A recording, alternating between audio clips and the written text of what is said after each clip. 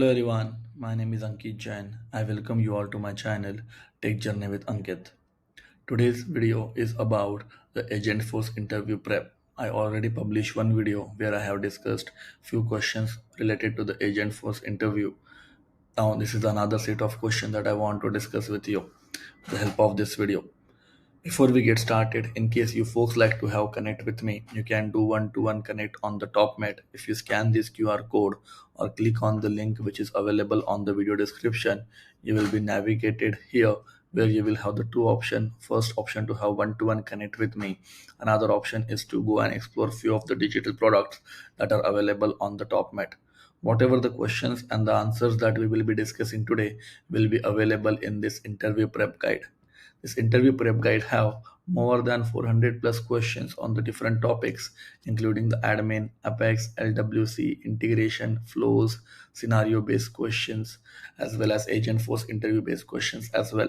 This is a complete guide with the help of which you can fast track your interview preparation journey on the Salesforce.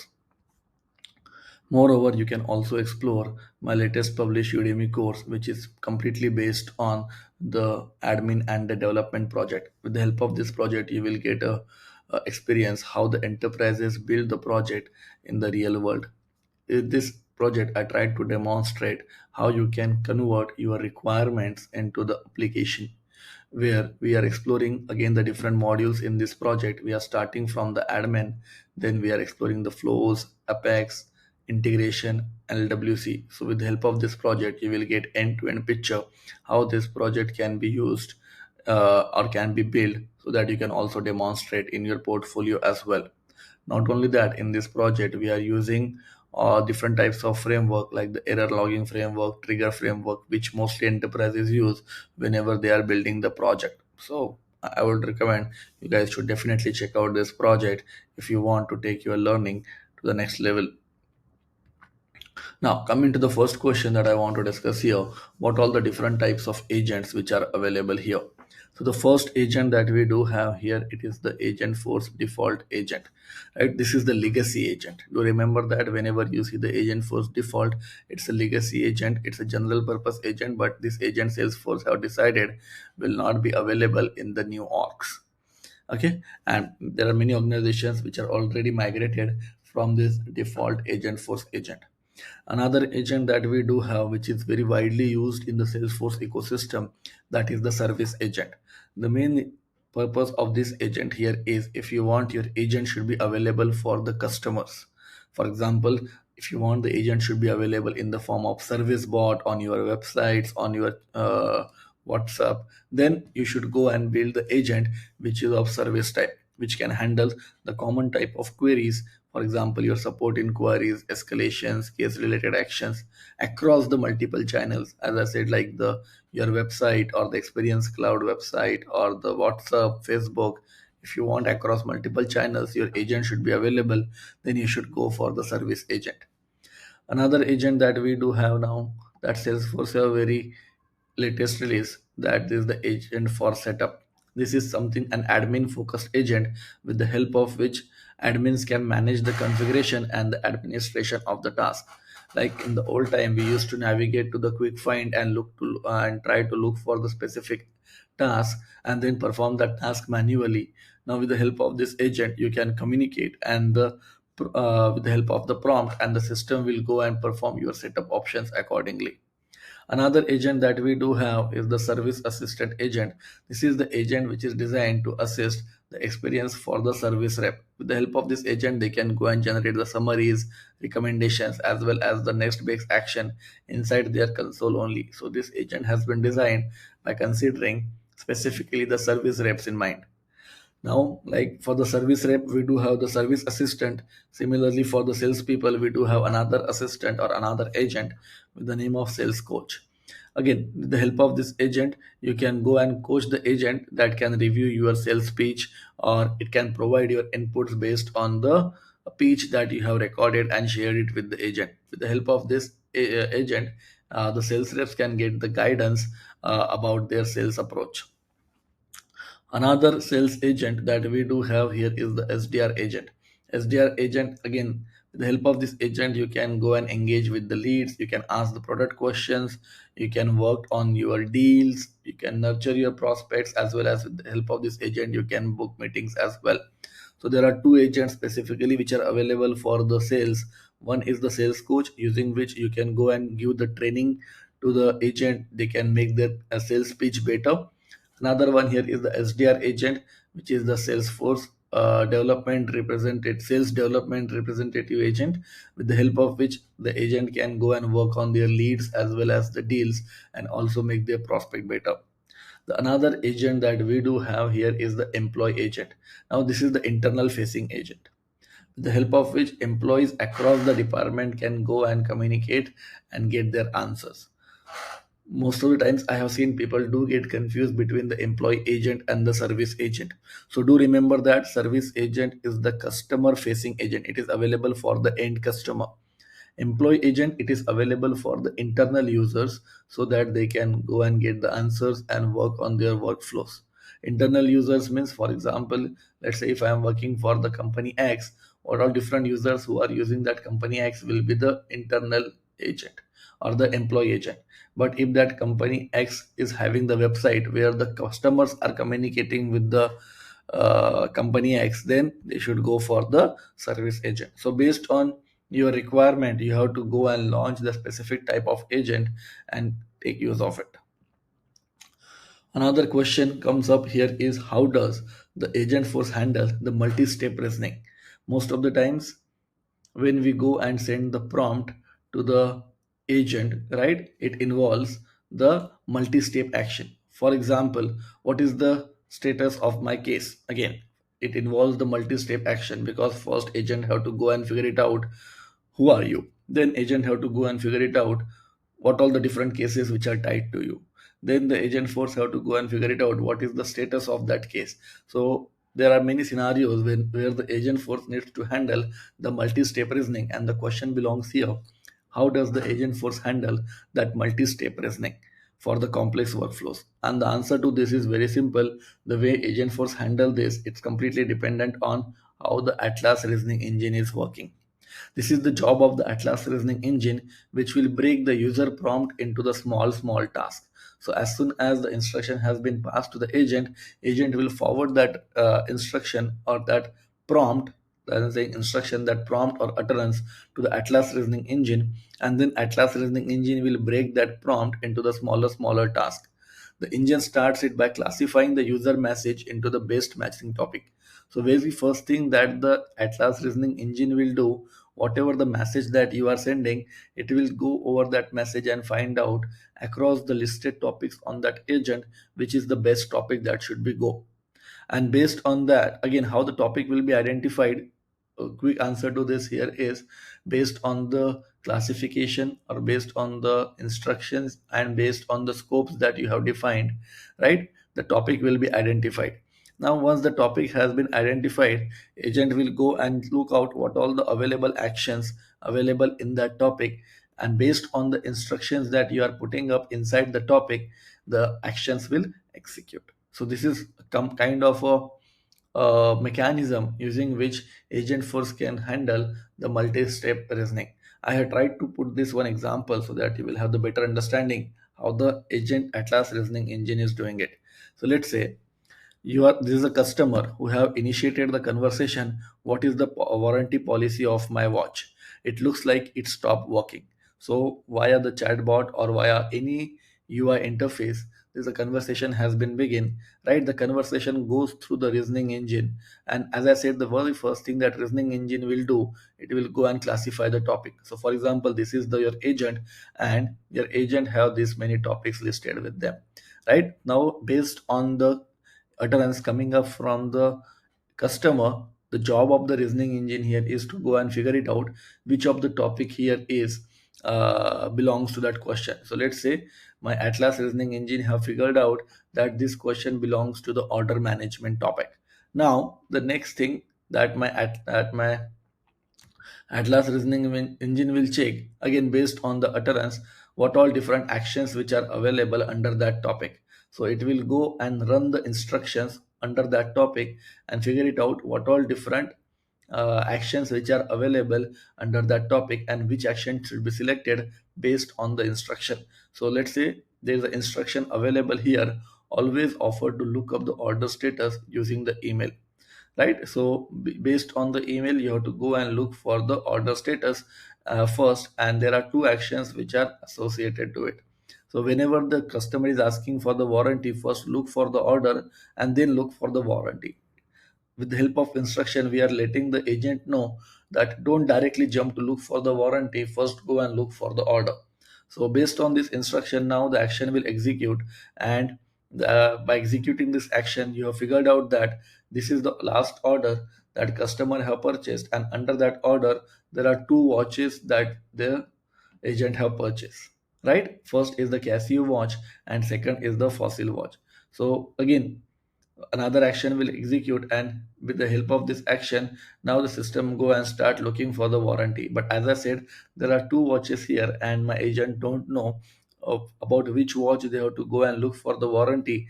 Now Atlas reasoning engine is very smart enough to go and figure it out, and it will go and ask the user for the confirmation. Now the Atlas reasoning engine is sending the message back to the user saying that we found your order, but there are two watches available in your order, that is the Casio or Fossil. For which watch you want to look for the warranty?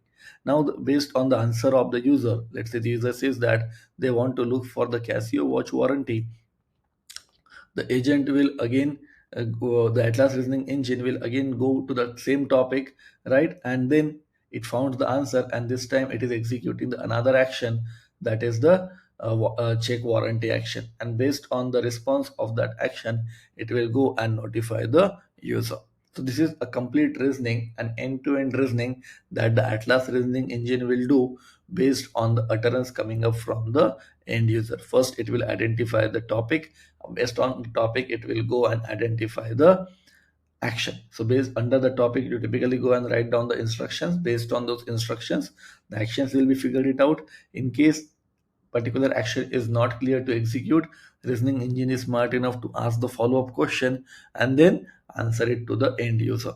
So whenever this types of question has been asked in your interview as well related to the Atlas reasoning engine, always try to relate it with one of the example that you have already built, or you can also use the same example here as well. Next question here is, how does the Agentforce decide which action handler to execute? As I just now mentioned, right? Whenever the Atlas reasoning engine, right, is having the topic selected, right? This is typically very important whenever there are multiple actions attached to that topic, right? So first engine have classified the topic, and based on the topic, now the engine have to decide which action to execute, and that is the question. How does the agent for decide which actions to execute? So the small and simple answer to this here is, agent will go over the topic's instructions, and based on the topic instruction, agent will decide which action should be executed. For example, what is the status of my order, right? So definitely the order management topic has been selected. Under that order management topic, now these are the different actions which are available. Now out of these four actions, which action to execute? Answer to this will come from the instruction. So here the instruction says that when the customer asks about the order, make sure you already have their email address to verify the order. So with the help of this, the Atlas reasoning engine will understand they have to go and select the action, that is the get order detail, and go and execute that action here. Very simple, right? With the help of the instructions, the agent will decide which action to go and execute here. Next question, how do you integrate custom Apex logic into the agent flow? Right? Whenever, sorry, I believe the question here is wrongly framed. It should be how do you integrate the custom flow logic? My bad. I will get that a question corrected when I put that in my guide. But the question here should be, how do you integrate the custom flow logic into the agent flow? So answer to this is very simple. Whenever you have to go and invoke any custom flow logic into the agent flow, you can do that with the help of the actions. Because in the last video we discussed that there are different types of actions that you can tag with the agent. like the apex, flows, and the prompt. So here we will go for the flow. Now, what kind of flow that you will create? Answer to this here is you will go and build an auto launch flow here, right? Which the help of which you can execute the specific logic that agent should be executing. So this is a step number one. Here you will be creating the auto launch flow with the help of no, that is auto launch flow, that is the no trigger, right? Other flow types except the auto launch flow is not supported to be invoked from the Agentforce. So you have to be very specific when you are answering this, right? Whenever you are building the custom flow, you will be building the auto launch flow here. Now, the next thing that we will do here is once my flow is ready, I will go and create the action. In the new terminology of the Agentforce, it is also referred as the Agentforce asset. So if anyone is mentioning the Agentforce asset, that's also completely fine. Or if anyone is mentioning the action, that is also completely fine. So the next step that you will do here is you will go and create the action. Under the action, you will go and specify what is the input that you will be passing to the flow, right? What kind of output that you are expecting from the flow. You will go and put all those things under the asset, and finally you will go and assign that asset to the topic. So it's a three-step process. For step number one, you will be creating the auto launch flow. Step number two, you will be building the asset where you will be putting what is the input for your flow, what is the output for your flow, right? That part you will do under the Agentforce asset. The most important thing that you will do again in the Agentforce asset here is you make sure that you are putting the appropriate descriptions for your input variables and for your flow, because the way Agentforce will understand what kind of data needs to be passed is based on the descriptions that you are writing in the flow for the variables as well as for the flow. Now, once your asset is ready, you will navigate to the topic. From the topic, you will go to the action and attach that action to that topic. To execute that specific action, definitely you will be adding the instructions as well. So these are the multiple steps that needs to be done whenever you have to go and invoke the custom flow logic. Next question comes, how do you integrate the custom Apex logic? Right? Previously, we have seen how to integrate the custom flow logic. Now we will see how to integrate the custom Apex logic into the agent flow. Again, whenever you have to do this, you have to go and create an invocable Apex class. Invocable Apex class means the Apex class, right, which is having the method annotated with @invocable method. The good part here is whenever you are creating the invocable method, right, you have to always make sure you are putting the description, because again the same thing that I iterated in the flow, the way agent will understand which particular apex to execute is based on the description. Similarly, in the invocable method, if you are using the invocable variable, right, provide the clear and the descriptive label for those actions as well as the parameter. This description will help the agent to understand what action does and how to use it. Okay, so very simple. Step number one, you will be creating the invocable method. Step number two, you will be defining the appropriate descriptions for the invocable method as well as for the invocable variable.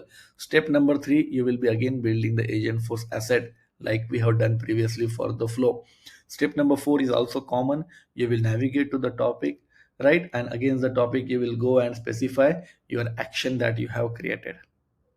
One thing that you have to specifically take care whenever you are creating the Apex class, right? And this is the very common thing that most of the times we miss to answer, and we also miss in the real time as well, right? Whatever the Apex class that we are creating, we have to go and give that permissions of the Apex class either to the agent user or to the employee. Again, in case you are building an employee agent, then definitely to the employee. And in case you are building the service agent, then for that specific agent, make sure that you are giving the specific Apex class access as well. Okay, so I'm doing a quick revision. First, create the invocable method. Second one, define the appropriate descriptions at the invocable method or at the invocable variable. Third, create the Agentforce asset. And the fourth, assign that asset to the action. And just a note, don't miss to put the permissions at the user level. You can do that using the permission sets or using the profile. It's completely your choice, but don't miss this. This is a sample Apex class that I have put.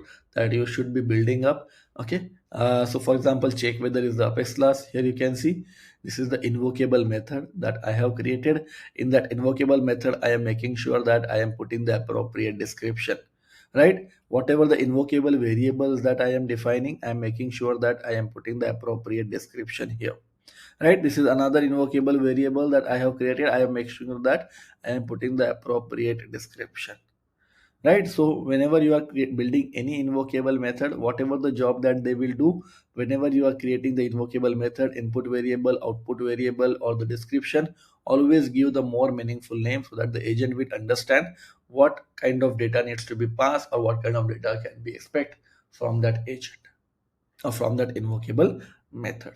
I hope you got the clarity how to invoke the flow from the agent, how to invoke the apex from the agent.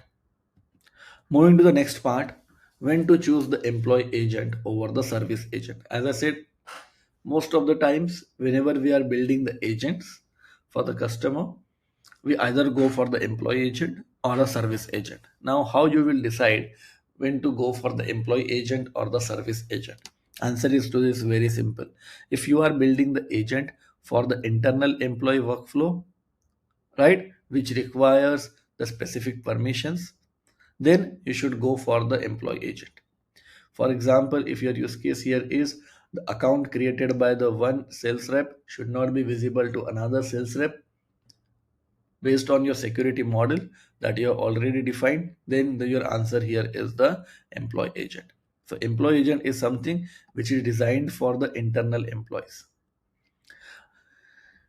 When multiple employee agents can exist in the same org with distant topics, actions, and the descriptions tailored to the specific need. Good part about the employee agent here is it is not like you have to go and define only one agent.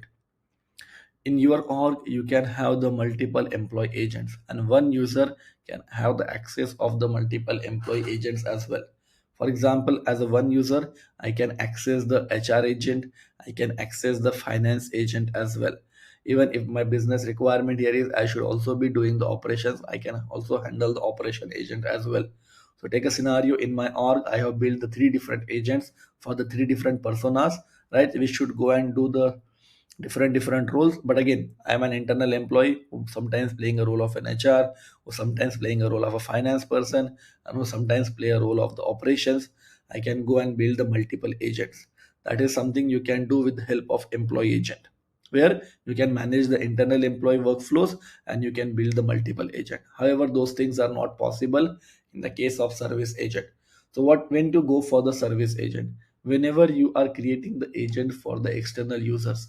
For example, you want to give the provision to the external user where they can go and make the inquiry about their purchase, or they can raise an issue, right? In such scenarios, if you want to go and create the agent which should be interacting with your end customers, either in the form of chatbots or in the form of WhatsApp channel or the Facebook, then you should go for the service agent. Permissions which will apply to the employee agent, as I said, whatever the security model that you have defined, according to that security model, that logged in per user context permission will be applied. So basically it is running under the user mode. With the help of service agent, whenever you are building the service agent, you have to go and define under which agent the permissions will be allowed to that particular agent. Then here the permissions will be run based on the designated agent user permission. Coming to the deployment part, it can be deployed at the app level or as a global action, right? And as I said, it can be multiple per org as well. Deployment to the service agent, it can be available on the community sites, it can be available on the different channels, including the WhatsApp and the Facebook as well. Use cases, if you want to execute the role specific task like the sales or the IT, right, then you should go for the employee agent. But in case you want to go and build the agent which can handle the customer queries, then you should definitely go for the service agent here. Now, this is a question for you that I want you guys to do an attempt and give an answer. How do you secure Agentforce to avoid the unwanted operations? If you folks have followed this video till here, you guys already know the answer for this because I have repeated this multiple times in this video itself. This is very important that you guys should understand that concept, and that's why that this question has been placed. How do you secure the agent force to avoid taking the unwanted operation? How do you make sure that your agent force is always executing the actions which are supposed to be executed? How you can do that? Do let me know how you find this video. Please put your answer in the comment section. Any other questions that you want me to cover with respect to the agent force, please put it in the chat box. And as I said, if you want to access all these questions with you, you can always go and look for this interview prep guide where all the different questions, more than 400 plus Salesforce interview questions, are draft with the detailed answer. For the time being, thank you. Have a good time.